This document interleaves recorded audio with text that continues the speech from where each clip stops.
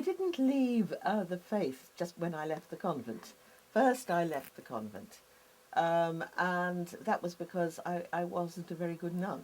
I could see that I wasn't going to make it. It's very difficult to be a nun or to live a religious life.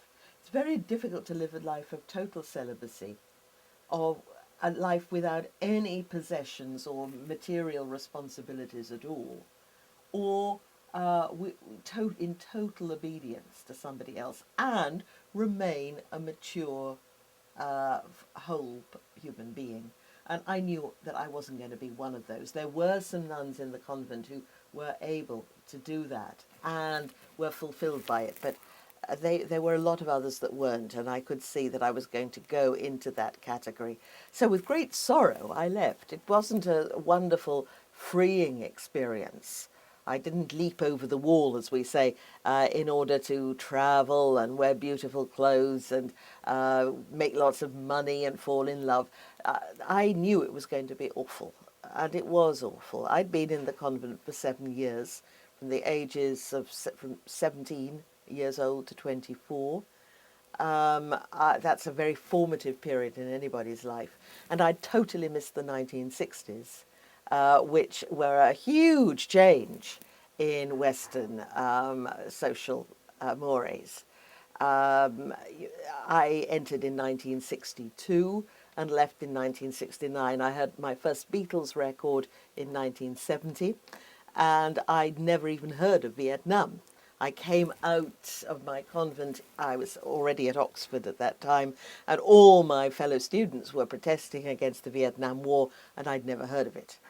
There was one time when we had been told about the Cuba crisis in 1963, which happened shortly after I left, after I entered, I should say, and we were told that the end of the world was nigh, and so we were all praying.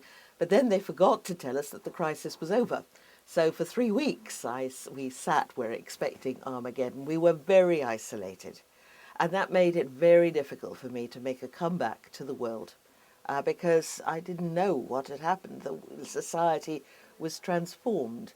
It was as though I'd been like Rip Van Winkle, who went to sleep for 100 years and came out and found a totally transformed and unrecognizable world. So then I left. There was never any great moment when I stalked out of the Catholic Church, but it fell away from me.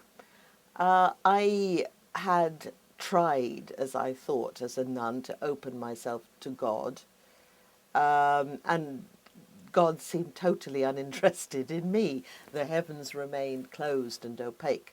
I now realize, of course, that I had a very, very inadequate idea of God.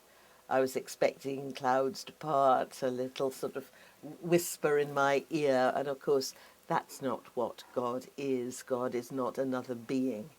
That we're talking about something much more profound. So I think I just found increasingly the whole weight of theology and theological dogma incredible, and God remained distant and unknowable, and I just sort of drifted away from it.